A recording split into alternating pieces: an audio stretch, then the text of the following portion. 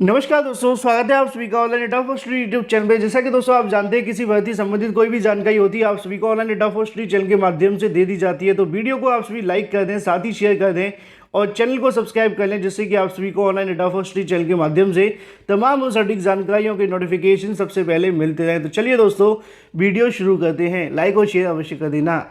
तो सबसे पहले अगर बात की जाए कोर्ट के माध्यम से, यहाँ से कहा गया है कि खाली पदों पर ठीक से विज्ञापन न देना छात्रों के मौलिक अधिकारों का हनन होगा।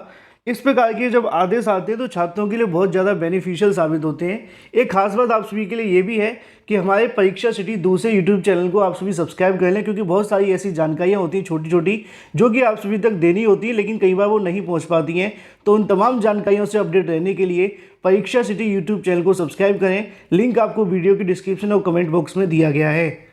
इलाहाबाद हाईकोर्ट के माध्यम से एक मुद्दे पर सुनवाई करते हुए जानकारी दी गई कि रिक्त पदों को लेकर ठीक से विज्ञापित न करना मौलिक अधिकारों का हनन है। जब इस प्रकार के कोई आदेश आते हैं भर्तियों से संबंधित, विज्ञापन से संबंधित, तो ये आप सभी के बहुत काम के होते हैं और भविष्य में इनको लेकर बहुत सारी चीज़ें आप सभी को देखने के लिए मिलती भी हैं।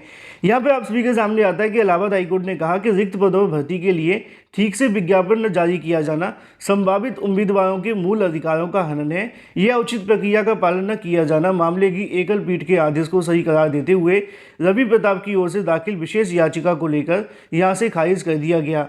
यह आदेश मुख्य न्यायमूर्ति राजेश बिंदल, इसके अलावा जे मुनी सर की बेंच के माध्यम से दिया गया। याची ने कोर्ट को बताया कि माफ कीजिए, नीचे दूसरी लाइन लिखी हुई है ना। मुद्दा यहाँ पर है, विद्यालय प्रबंधन समिति की तरफ से लिपिकीय भर्ती का विज्ञापन एक स्थानीय समाचार पत्र में प्रकाशित किया गया था, जिसके बाद उसे चयन समिति ने लिपिक पद पर विविध आगे बात की नियुक्ति किया था, किंतु जिला विद्यालय निरीक्षक ने इस विद्यालय में वित्तीय स्वीकृति प्रदान करने से मना कर दिया था और लिपिक भर्ती का विज्ञापन कम प्रसारण वाले समाचार पत्र में प्रकाशित किया गया है, जिसे चुनौती देते हुए उसके द्वारा याचिका दाखिल की गई थी। तो हाईकोर्ट के माध्यम से कहा गया कि भाई खाली पद अगर आपके पास में है, आपको विज्ञापन जारी करना है तो ठीक से विज्ञापन जारी करिए। ये कोई मजाक थोड़ी ना कि आप छोटे मोटे समाचार पत्र में डाल दो, वहाँ पे गिने चुने लोग ही आएंगे और इसमें धांधली बढ़ने की भी संभावना है, क्योंकि जब ज़्यादा अभ्यर्थियों को पता ही नहीं चलेगा तो नौकरी किसी की भी लगा दो। यही मामला था, कोर्ट के माध्यम से मना कर दिया गया, याचिका को खारिज कर दिया गया।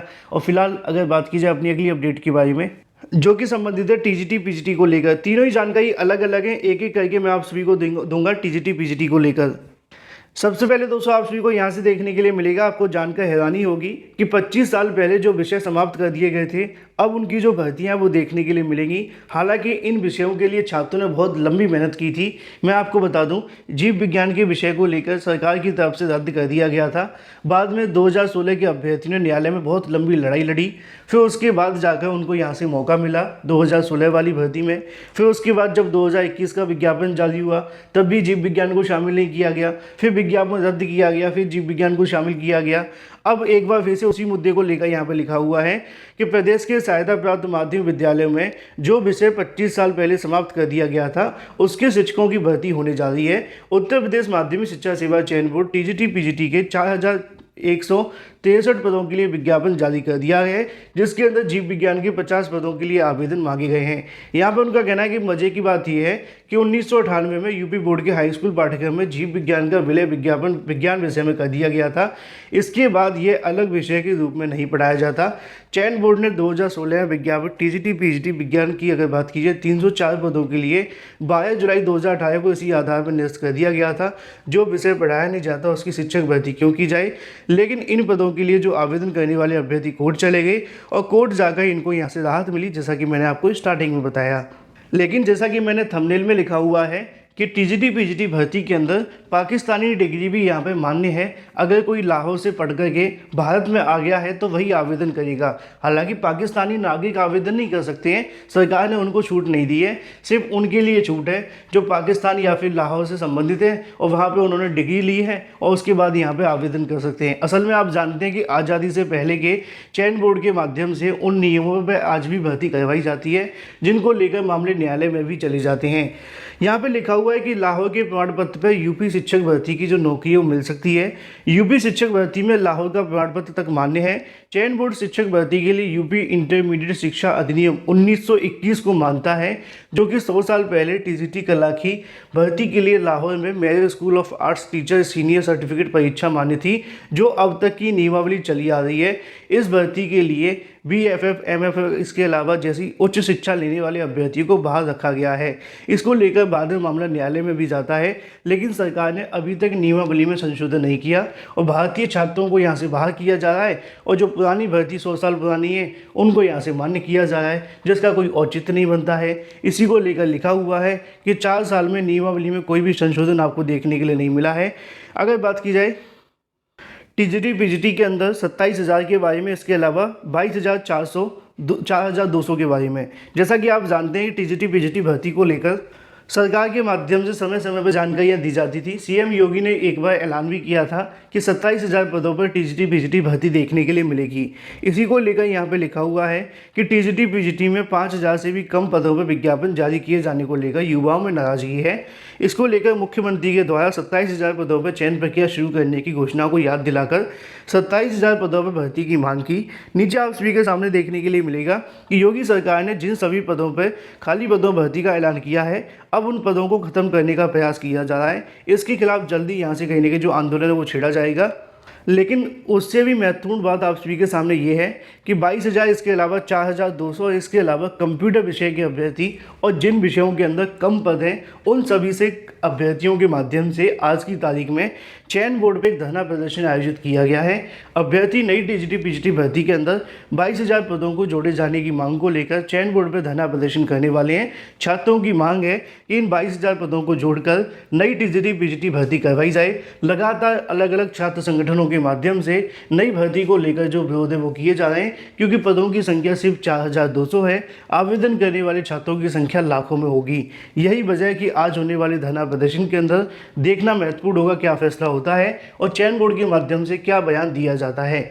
लेकिन भाई दूसरी तरफ बात की जाए अपनी अगली अपडेट के बारे में, जो कि संबंधित है उत्तर प्रदेश में नई प्राथमिक शिक्षक भर्ती को लेकर। प्राथमिक शिक्षक भर्ती को लेकर बेसिक शिक्षा विभाग के माध्यम से लगातार जो आदेश है वो जारी किए जा रहे हैं, लेकिन ऐसे में कहीं ना कहीं अधिकारियों की लापरवाही भी सामने निकल कर आ रही है।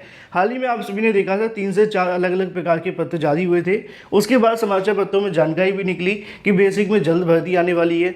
कल देर रात को ही मैंने आप सभी को एक अंदरूनी जानकारी दी, जो कि यहाँ से आंतरिक सूत्रों के माध्यम से, अधिकारियों के माध्यम से मिली नई प्राथमिक भर्ती को लेकर। अगर नहीं देखा है तो देख सकते हैं।